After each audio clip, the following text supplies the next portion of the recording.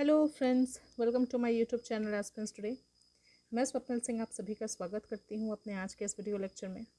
आज मैं आप सभी के लिए जो लेक्चर लेकर आई हूँ उसमें मैं आप लोगों के साथ आंसर राइटिंग प्रैक्टिस कैसे की जाती है एक मेंस एग्ज़ाम के लिए, उसके टिप्स के बारे में डिस्कस करने वाली हूँ। लेकिन आज का ये वीडियो शुरू करने से पहले मेरी गुजारिश रहेगी आप सभी से कि अगर आपको आज का ये लेक्चर पसंद आता है तो इसे लाइक, शेयर और सब्सक्राइब करना ना भूलें। साथ ही में नीचे दिए गए बेल आइकन को भी ज़रूर दबाएं ताकि मेरे आगे आने वाले सारे अपडेट्स के साथ आप जुड़े रह सकें। साथ ही में अगर आपके पास हमारे लिए कोई बहुत ही यूज़फुल या फ्रूटफुल सजेशन है तो प्लीज़ नीचे दिए गए कमेंट बॉक्स में ज़रूर लिखें। अगर आपके पास कोई क्वेरी है तो भी आप उससे एक्सप्रेस कर सकते हैं। आपके सारे कमेंट्स में बहुत ही ध्यान से पढ़ती हूँ और कोशिश करती हूँ कि उससे ज़्यादा से ज़्यादा जवाब दे सकूँ। मेरे इस चैनल को सक्सेसफुल बनाने के लिए और 1000 सब्सक्राइबर्स पूरे करने के लिए प्लीज़ अपने दोस्तों और अपने सारे संबंधियों में भी इस चैनल को प्रोपेगेट करें। ये चैनल पूरी तरह से फ्री है और कोई भी चार्जेस नहीं है। तो चलिए आज सबसे पहले मैं ये बात करते हैं कि आखिर आंसर राइटिंग प्रैक्टिस क्या और क्यों करनी ज़रूरी होती है। तो जैसा आप सभी लोग जो कि बीपीएससी या यूपीएससी या किसी भी पब्लिक सर्विस कमीशन एग्ज़ाम की तैयारी करते हैं वो ये जानते हैं कि कोई भी public service commission exam 3 stages में होता है। सबसे पहले होता है प्रीलिम्स, फिर होता है मेंस और फिर होता है इंटरव्यू। लेकिन जो प्रीलिम्स होता है ना वो एक ऑब्जेक्टिव टाइप क्वेश्चन होता है, यानी कि जहाँ पे आपको सिर्फ आंसर मार्क करना होता है। कई बार वैसे तो पूरी तरह से कहूँ तो सही भी नहीं है, बट कई बार लोग ऐसा कहते हैं कि मेरा तो कई बार सवाल तुक्के में सही हो गया। जी हाँ, तो कहीं ना कहीं वो आपका जो तुक्का है वो आपके प्रीलिम्स में काम कर सकता है। लेकिन जब हम बात करते हैं मेंस राउंड की, जी हाँ, मेंस जो ये सेकंड स्टेज ऑफ एग्जामिनेशन होता है, तो यहाँ पे ये तुक्केबाजी नहीं चलती। क्योंकि यहाँ पे जो होता है वो आपका जो नॉलेज है, जो आपका इंटेलेक्ट है, जो आपका एक्यूमेन है उस सब्जेक्ट के बारे में, उसे वो चेक होता है। तो इसीलिए अगर आपको मेंस एग्ज़ाम में बैठना है या आप मेन एग्ज़ाम्स के लिए बैठ रहे हैं तो एक बात दिमाग में बिठा लिए कि यही वो असली जंग का मैदान है जिसमें से आपका सिलेक्शन निर्धारित होता है।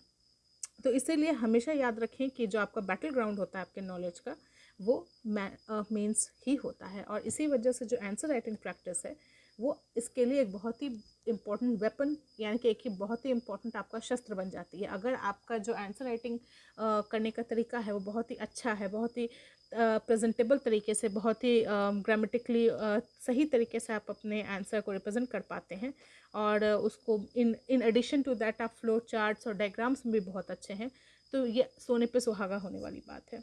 साथ ही में जो मेंस आंसर राइटिंग प्रैक्टिस है वो आपके मेंस एग्ज़ाम में आपके सब्जेक्ट के प्रति क्लैरिटी को भी दिखाता है।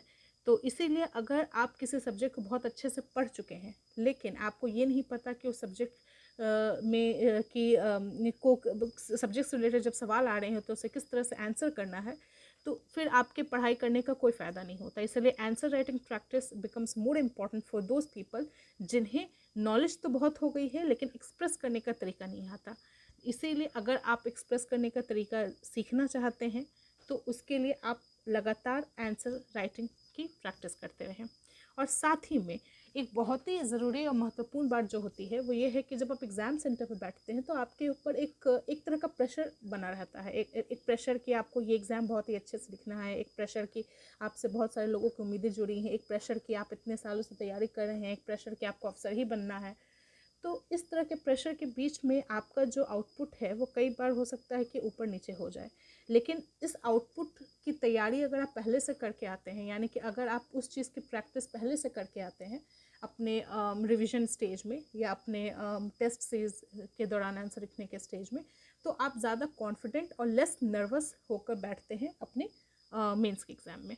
तो इसीलिए इन सिंपल वर्ड्स अगर मैं कहूँ तो आंसर राइटिंग प्रैक्टिस बहुत ही ज़्यादा इंपॉर्टेंट हो जाती है अगर आप मेंस स्टेज में एक बहुत ही अच्छा मार्क्स और बहुत ही अच्छा रैंक स्कोर करना चाहते हैं। जो कि इंटरव्यू के जो मार्क्स होते हैं वो कंपैरेटिवली कम होते हैं और कहीं ना कहीं मेंस ही मैक्सिमम मार्क्स आपको दे सकता है और आपका अच्छे से अच्छा रैंक निर्धारित कर सकता है किसी भी पीएससी या सेंट्रल लेवल एग्ज़ाम में। तो चलिए आगे चलते हैं, उन 10 टिप्स के बारे में बात करते हैं जो एक आंसर राइटिंग स्किल्स को सुधारने के लिए ज़रूरी होती हैं अकॉर्डिंग टू मी। मैंने इन 10 टिप्स को बहुत ही अच्छे से समराइज़ किया है। तो पहला टिप है कि अपने सिलेबस को बहुत अच्छे से जानिए। जी हाँ, always try to know your syllabus well.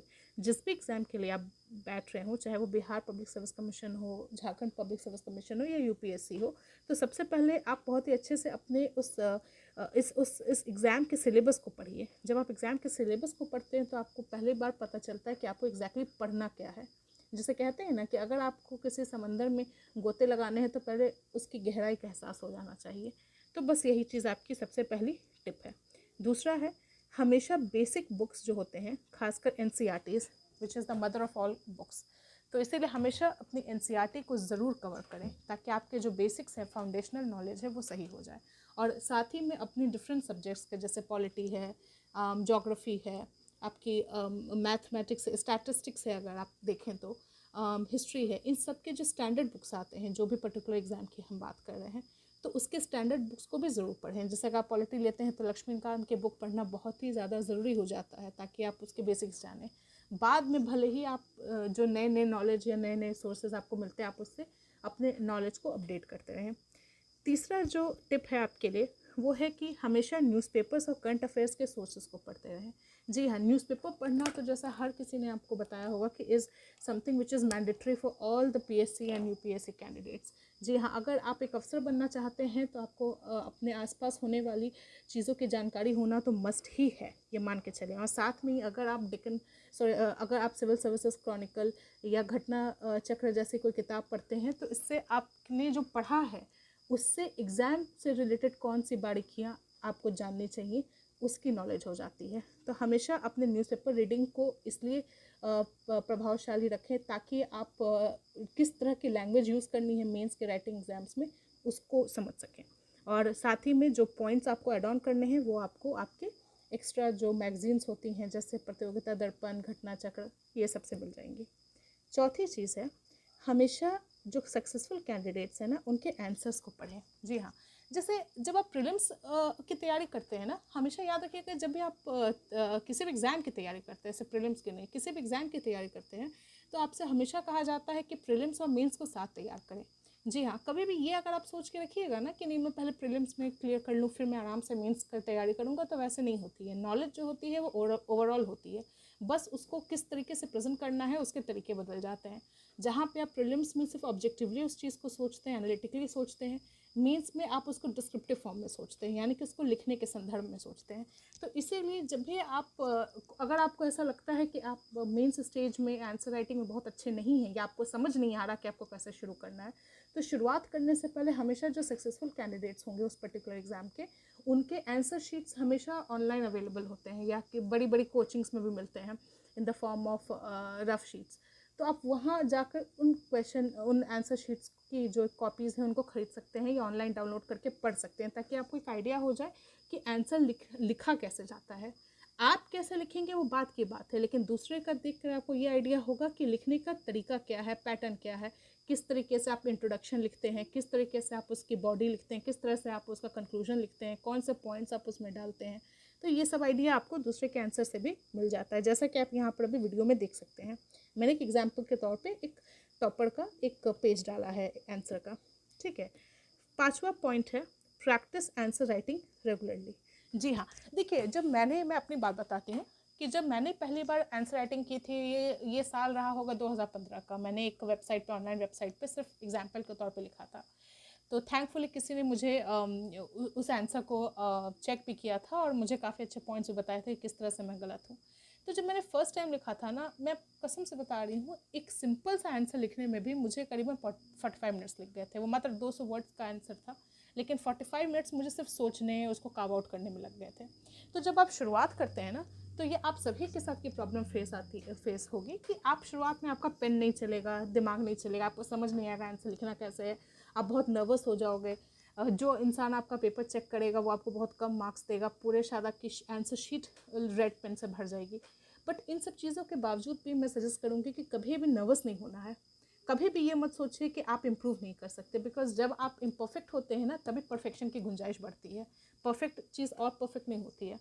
तो इसीलिए it's better to be imperfect, ताकि आप इम्प्रूव करते जाएं, बेटर होते जाएं। तो इसके लिए सबसे अच्छी चीज़ होती है practice, practice and regular practice. तो अपने आंसर राइटिंग प्रैक्टिस को हमेशा लिख कर कोशिश कोशिश करें कि अगर आप किसी अच्छे इंस्टीट्यूट में पढ़ते हैं तो वहाँ पर कोई टीचर आपका आंसर चेक भी करे, ताकि वो आपको अपने फ्रूटफुल सजेशन भी दे सके। अगर नहीं भी हो तो आप ऑनलाइन बहुत सारी वेबसाइट्स आती हैं, वहाँ भी अपने आंसर डाल के चेक करवा सकते हैं। बट इस राइटिंग प्रैक्टिस को कभी ना छोड़ें। सिर्फ पढ़ना आपके लिए ज़रूरी नहीं है, पढ़कर उस चीज़ को प्रेजेंट करना भी बहुत ज़रूरी है।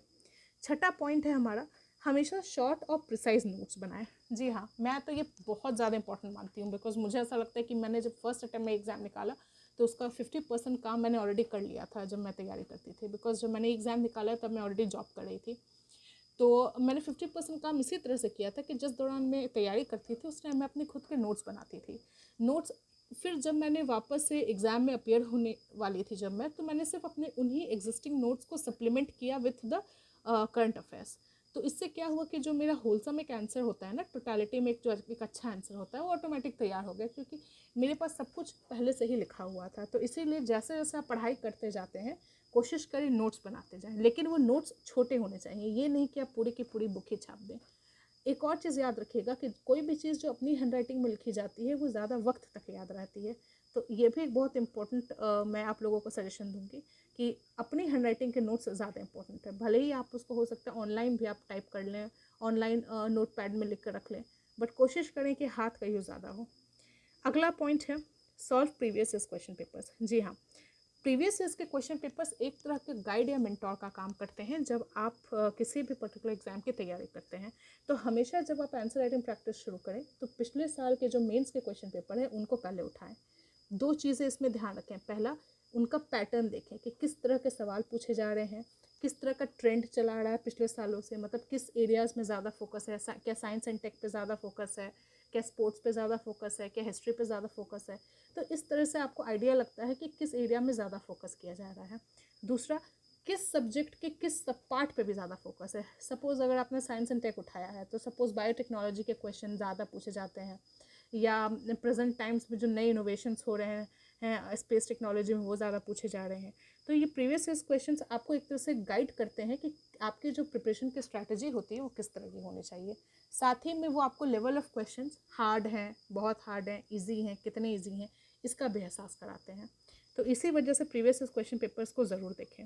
आठवां पॉइंट है वो कि हमेशा मेंस की टेस्ट सीरीज में एनरोल करें। जी हाँ, मैंने जैसे आपसे पहले भी कहा था कि घर पे बैठ के सिर्फ आंसर लिखने से कुछ नहीं होता, क्योंकि आप क्या लिख रहे हैं वो सही है नहीं सही है, तो इस बात का इवैल्यूएशन कौन करेगा? वही कर सकता है जो एक अच्छा टीचर है। तो टीचिंग, अगर आप या तो जिस इंस्टीट्यूट में आप ऑलरेडी पढ़ते हैं वहाँ के टेस्ट सीरीज में एनरोल हो जाए, या वहाँ के टीचर आपका चेक करें, या अगर आपने कोचिंग नहीं की, खुद से तैयारी करते हैं, तो कोशिश करें कि जब आप मेंस का एग्ज़ाम दे रहे हो तो किसी अच्छी सी टेस्ट सीरीज़ में अपने आप को इनरोल कर लें, चाहे तो वो ऑनलाइन हो चाहे तो वो ऑफलाइन हो।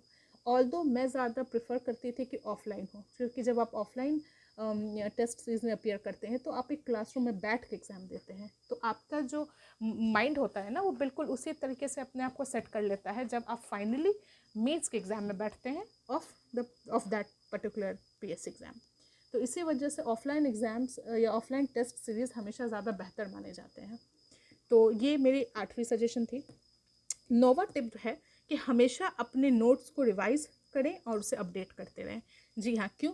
क्योंकि जो आपके नोट्स है ना वो एक तरह का फाउंडेशन है। मतलब कि आपने घर तो बना दिया, लेकिन उस घर को हर साल आपको रेनोवेट करना होगा, हर बार उसको मेंटेन करना होगा, ताकि जैसा वो इनिशियली दिखता था वैसा ही वो सालों साल भी दिखता रहे। तो कुछ इसी तरह से आपको अपने नोट्स के साथ भी करना है। और जैसा कि आप अभी देख ही रहे हैं कि सारे एग्जाम्स में करंट अफेयर्स कितने ज़्यादा सिग्निफिकेंट हो गए हैं, तो आपके जो ये नोट्स हैं, जो फाउंडेशन है, उसको आपको हमेशा सप्लीमेंट करता रहना होगा करंट अफेयर्स के पॉइंट्स के साथ। तो इस तरह का जैसा आप देख रहे हैं, एक डायरी बना लें, रेड रंग के पेन से उस पर क्वेश्चन लिख लें, ब्लू से आंसर लिख लें, और इसी पे छोटे छोटे स्टिकी नोट्स आप चिपकाते रहें, जो भी आपको डे टू डे नॉलेज में उस पर्टिकुलर टॉपिक के बारे में कोई एसेंशियल पॉइंट दिखता है, तो इससे आपका नोट्स बहुत अच्छे तरीके से तैयार होता रहेगा। और 10वां और आखिरी tip, always develop a perspective as an officer. जी हाँ, जब भी आप अफसर बनने का सपना देखें ना, तो सबसे पहले अफसर की तरह सोचना शुरू कीजिए कि एक ऑफिसर की सबसे बड़ी जिम्मेदारी क्या होती है, डिसीजन लेना। तो अगर आप ऑफिसर बनना चाहते हैं तो आपके अंदर एक डिसीजन मेकिंग पावर तो होनी ही चाहिए। यानी कि आपको सही और गलत के बीच का पूरा पूरा अनुमान ना हो, लेकिन सही और गलत में क्या बेटर है वो चुनने का अनुमान हो। मैं ये नहीं कहती कि हर चीज़ गलत होती है, हर चीज़ सही होती है, लेकिन हर चीज़ का एक मिडिल पाथ होता है। तो उस चीज़ को चुनने के लिए आपको एक थिंकिंग डेवलप करनी होगी। और किसी भी टॉपिक को जब आप देखें, जैसे मान लीजिए हम किसी बहुत ही ऐसा पॉपुलर टॉपिक ले लेते हैं, सपोज सीए है। जी हाँ, जो अभी सीए का टॉपिक चल रहा था, सिटीजनशिप एक्ट का, तो हो सकता है कि उसमें से कुछ लोग उनके फेवर में हो, कुछ लोग उनके अगेंस्ट में हैं, कुछ लोग के फ़ायदे हों, कुछ लोग के नुकसान हो। लेकिन जब आप अफसर बनते हैं तो आपकी जिम्मेदारी होती है कि सिर्फ और सिर्फ आप कॉन्स्टिट्यूशनली ही सोचें, ना कि ना कि सिर्फ इमोशनली। तो इसीलिए जो आपका पर्सपेक्टिव है वो एक ऑफिसर की तरह, एक कॉन्स्टिट्यूशनल ऑब्लिगेटेड ऑफिसर की तरह, जो कि एक पब्लिक सर्वेंट है, उसकी तरह होना चाहिए। तो इसे जो कि आपके आंसर राइटिंग में भी रिफ्लेक्ट करना चाहिए।